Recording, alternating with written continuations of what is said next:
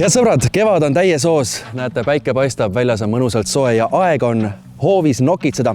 Meie järgmise teema alapealkirjaks võiks öelda kogu tõde lipumastidest. Jah, me hakkame rääkima lipumastidest, kuidas lippu õieti heisata ja kuhu ka siis see mast panna nii, et oleks vaadata tore naabril ja ka endal toast. Masti enda ja masti asukoha valikul on mõned väga olulised asjad. Kindlasti tuleks vaadata krundi peal ringi ja proovida seda masti kohta määrata vaadates maja poolt, vaadates sissepääsu poolt, vaadates võib-olla ka naabrite poolt ja samuti tuleks mõelda asukohta valides masti kõrguse peale. Kui lipumast jääb maja ette, on hästi vaadeldav, siis võib ta olla madalam, ei pea sugugi teda harjakõrgusega nii-öelda võrdlema. Kui ta jääb teil maja taha, siis selge see, et lipp välja paistaks, peab mast olema kõrgem. Siin konkreetselt, vaadates seda masti, siia asukohta sai ta pärast mitmeid vigade parandusi ja selleks, et näitlikult ära näidata, mis siis oli ja kuidas me selle asukohani jõudsime, siis lähme korra tuppa ja vaatame üle. Karin, ma saan aru, et siin nüüd tulebki välja see, mis enne oli valesti tehtud, et enne oli see 12-meetrine mast selles kohas, kus ta praegu nüüd üks härrasmees seal hoiab ja ilmselgelt tegelikult toast ei olekski lippu näha olnud. Sa pead ikkagi täitsa maoli laskma seal laua peale, kui oleks tahtnud lippu näha. Just. Et see oli see kõige suurem viga? See oli kõige suurem viga ja siin me tegelikult näeme äragi kaks asja. Üks on see masti kõrgus, sest kui sa masti paned, sa tahaks tegelikult näha tuule suunda, tuule kiirust. Kui sul on seal vimpel, siis hommikul nii-öelda alla tulles sa tahad kohe vaadata, mis seis õues on, eks ole. Ja siin sa tõesti näed, kui sul midagi lehvib ja kui sa oled külla kutsunud omale külalised, nende auks heisanud lipu, siis väga ilus oleks tegelikult, kui ka külalised lauas istudes seda lippu näeksid, eks ole. Ja teine asi on masti asukoht.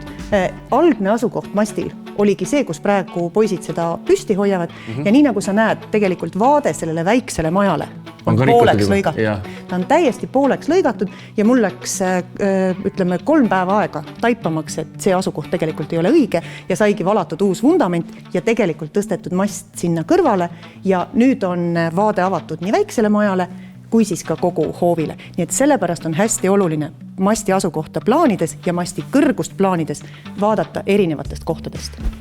Igaüks aga ei taha endale valget masti, sellest pole midagi. Näete siin muru peal ilusti olemas erinevad värvid igale maitsele, aga mast on ju tore hea, aga tahaks selle lippu kuidagi üles ka saada. Mis moodus selleks on? Ma saan aru, see on mingi käsitsi kerimise, kuidas see? Jaa, mastidel ongi 3 erinevat nöörisüsteemi tegelikult. Kõige lihtsam standardmast on välimine nöör, nöörid jooksevad masti väljapoolt ja seal ongi see aga. Kui on väga tuuline koht, siis ei soovita, võib hakata plagisema. Sisemiseid nööre on 2 erinevat varianti. Pikematele mastidele 9-12 meetrini soovitame kindlasti vintsi. Nagu te näete, lihtne, kerge, ka laps saab lipu heiskamisega hakkama. Just. Aga siin lihtsalt tuleb tähele panna seda, et pinge peab peale olema, et muidu seal läheb sees see nöör krussi ja siis on häda ka majas. Ja see on üks tüüpiline meile tehtud hädakõne. Vints on katki, vimpel on jäänud poole masti peale pidama, ei lähe edasi ega tagasi. Mis ma nüüd teen? See võib juhtuda sellest, et kui te võtate lahti... Ühesõnaga, kui seda raskus siin otsas ei ole, ise käega ei hoia, kui nüüd on tühjused ja ma hakkan siit kerimas, ma kerin selle alt selle nööri siit viimati krussi. Just. Täpselt nii. Ja, täpselt nii. Ja seda reeglina ise enam ei paranda, siis juba tuleb kohale kutsuda meie meister ja ütleme nii, et ei ole ilmselt kõige odavam lõbu. Nii, ja siin kõrval on meil mis eksemplar siis? Natukene lihtsam variant, see on nüüd linus nöörisüsteem, ehk siis nöör jookseb samamoodi masti seest, aga see on nüüd puhtalt mehaaniliselt käsitsi tehtav.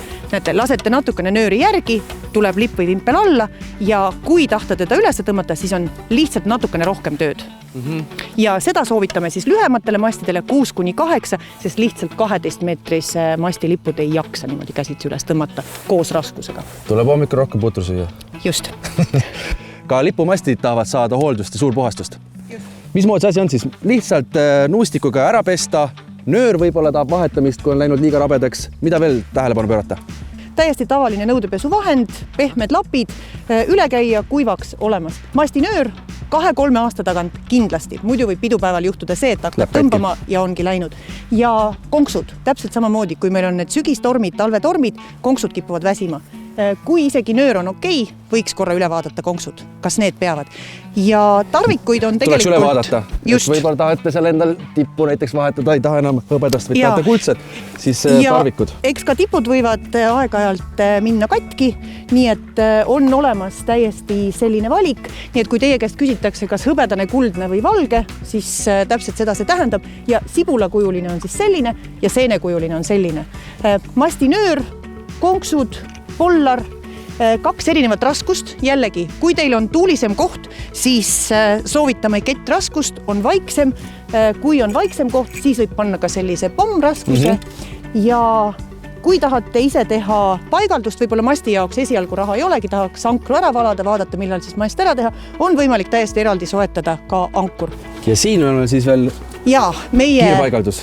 Uudistooted, kellel on kiire, unustas ära, et 3 päeva pärast on naise sünnipäev ja vaja mast kiiresti püsti saada, on võimalik soetada valmis fundament, saate masti 2 tunniga püsti. Väga lihtsasti paigaldatav mastivalgusti ja seda saab panna ka olemasolevatele mastidele, lihtsalt kinnitate siia nende kinnituste vahele selline hoidik ja valgusti siia külge.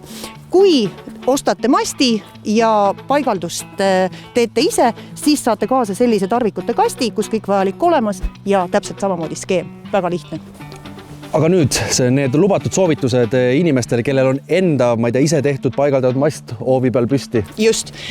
Tihtilugu, kui tuuakse metsast puu, pannakse ise püsti, siis nöörisüsteem pannakse 2 rulliku vahele. Ehk siis tekib täisring, kuhu hakatakse siis panema erinevate kohtade peale konksusid.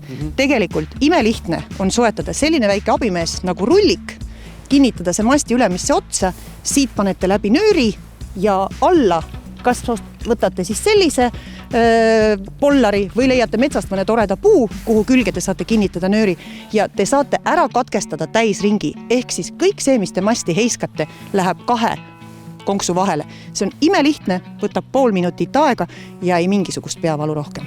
Lipuvabriku kevadisteks uudistoodeteks on siis vinged, ilusad uued vimplid. Just, ja mitte ainult vinged ja ilusad, vaid tegelikult ka tähendusega, et eestlased on alati uskunud kaitsemärkidesse ja alati on oma kodu ümbrusesse pandud loodusesse, teatud kohtadesse siis neid märke ja sellel kevadel on võimalus igalühel tõmmata oma koduhoovi, oma pere ja kodu kaitseks siis 2 erinevat kaitsemärkidega vimplit.